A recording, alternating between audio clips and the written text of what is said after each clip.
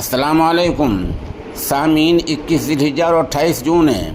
ख़बर का उन्वान है, दिल्ली और एनसीआर में लगातार बारिश, सड़कें पानी से भर गई हैं। दूसरा उन्वान है, आसमानी बिजली से उत्तर प्रदेश में 20 लोगों की मौत हो गई है। ख़बर पहले दिल्ली की सुनाई देता हूँ।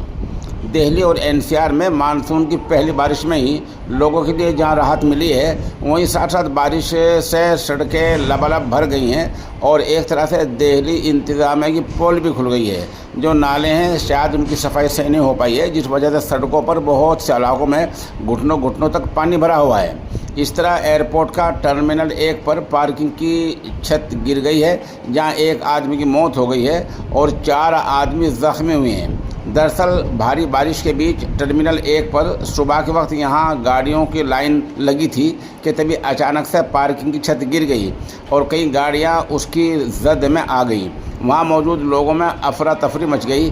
फ़ौरन मुतल्लका महकमा बुलाया गया, वहां गाड़ी पहुंची और छत को हटाया, कुछ गाड़ियाँ निकाली गई और जो आदमी जिसकी मौत हो चुकी है उसकी लाश को तिब्बी कार्रवाई के लिए भेजा जा रहा है। उधर जहां उत्तर प्रदेश की हम बात करते हैं, तो उत्तर प्रदेश में गुज़िश्ता 24 घंटों में आसमानी बिजली गिरने से 20 लोगों की मौत हो गई है। और ये जो 20 लोगों की मौत हुई, इनमें वाराणसी एक ऐसा इलाका है जहां वाराणसी में ही लगभग वाराणसी और आसपास में 10 लोगों की मौत हुई है। इस तरह उत्तर प्रदेश में कुल मिलाकर आसमानी बिजली गिरने से पिछले 24 घंटों में 20 लोगों की मौत हो गई है।